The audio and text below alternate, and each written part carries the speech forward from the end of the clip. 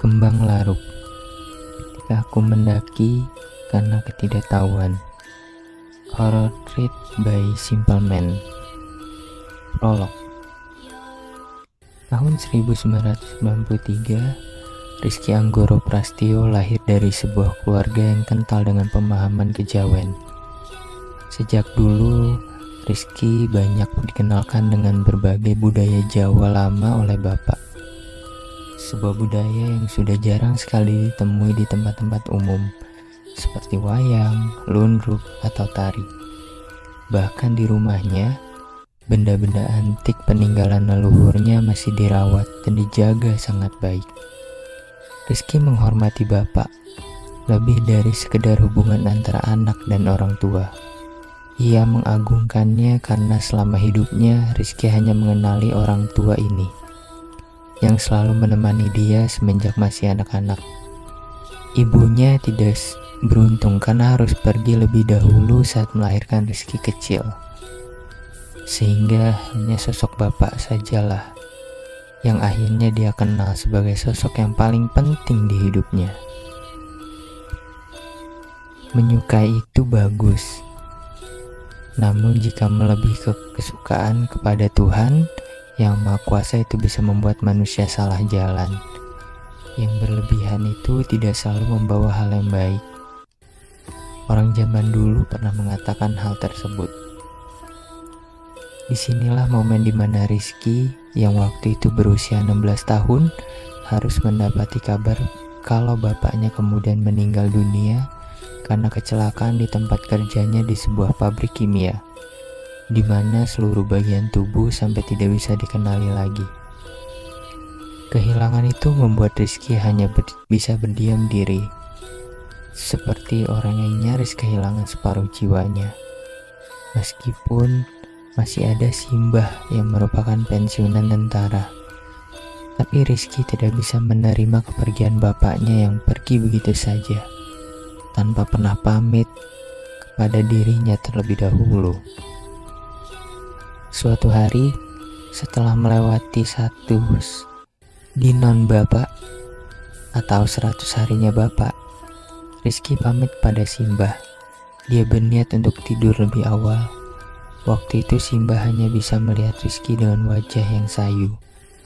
Ia berpesan kepada anak itu, "Sebentar lagi azan maghrib loh nak. Sabar dulu ya, selepas Isya kamu baru bisa istirahat nak." Rizky hanya mengangguk. Ia tidak melawan kata-kata Simbah, tapi bocah itu tetap saja berjalan lunglai menuju kamarnya. Awalnya dia hanya duduk di tepi ranjang, tapi lama-kelamaan badannya mulai terasa lelah. Dan tanpa niat awal untuk sekedar duduk, menjadi tubuhnya terlentang di atas ranjang tidur. Detik jam di dinding terus bergulir dan tiba-tiba saja Rizky terlelap dalam tidurnya. Azan maghrib kemudian berkumandang. Rizky membuka matanya saat mendengar ada seorang sedang mengetuk pintu kamarnya. Dan dari cara dia mengetuk terdengar familiar di telinga Rizky. Tok, tok, tok, tok, tok, tok. Rizky pun bangkit dari tempat tidurnya.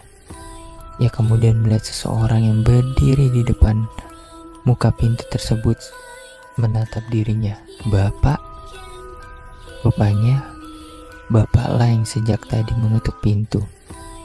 Beliau melihat Rizky sembari tersenyum lalu berkata, "Sembayang sek to, kok tambah turu tole?"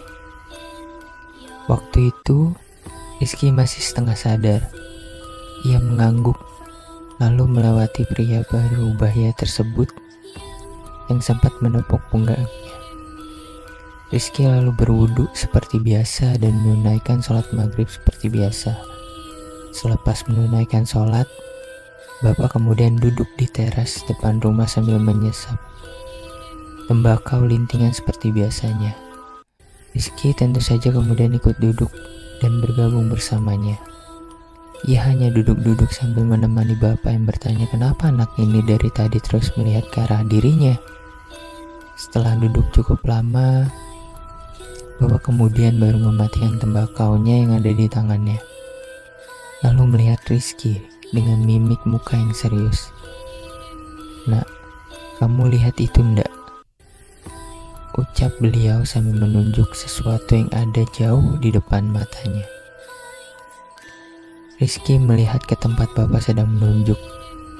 Sebuah jalan setapak di depan rumah di bawah pohon juwet.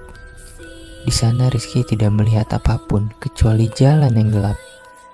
Bapak kemudian berkata, "Itu ibumu, Nak. Sudah menunggu kamu sejak dulu." Rizky tentu saja terkejut saat itu. Setelah duduk cukup lama, bapak kemudian baru mematikan tembakau yang ada di tangannya, lalu melihat Rizky dengan mimik muka yang serius. "Nak, kamu lihat itu ndak?" ucap beliau sambil menunjuk sesuatu yang ada jauh di depannya. Rizky melihat ke tempat bapak sedang menunjuk sebuah jalan setapak di depan rumah di bawah pohon juwet. Di sana Rizky tidak melihat apapun kecuali jalan yang gelap. Bapak kemudian berkata, "Itu ibumu, Nak. Sudah menunggu kamu sejak dulu." Rizky tentu saja terkejut saat itu.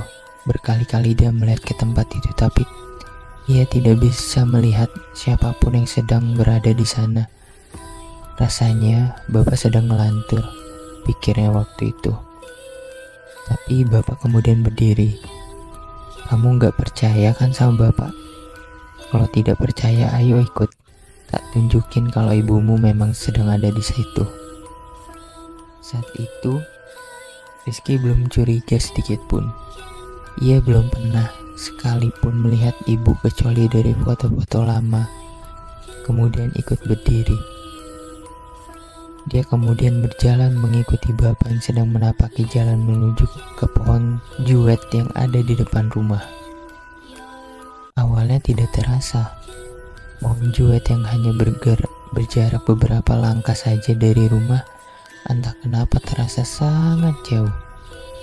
Selain itu bapak juga tidak berkata apa-apa, kecuali hanya berjalan dengan langkah kaki yang semakin cepat. "Pak, kok nggak sampai-sampai?" protes Rizky saat itu. Tapi bapak tidak menjawab pertanyaan Rizky sama sekali. Beliau masih terus berjalan seperti biasa. Hingga perlahan-lahan suhu udara terasa semakin dingin. Pohon juwet itu juga mulai tidak tampak lagi. Rizky yang melihat bapak masih jalan di depan belum curiga. Sebelum mendadak sekujur tubuh Rizky berubah menjadi tidak enak. Hatinya risau, nafasnya tersengal-sengal. Kemudian rentetan hal ganjil itu diakhiri dengan bulu kuduknya yang berdiri. Rizky mulai berhenti berjalan. Ia sejenak melihat tempat ini dan mulai sadar di mana keberadaannya saat ini. Bapak yang sejak tadi memimpin kemudian ikut berhenti.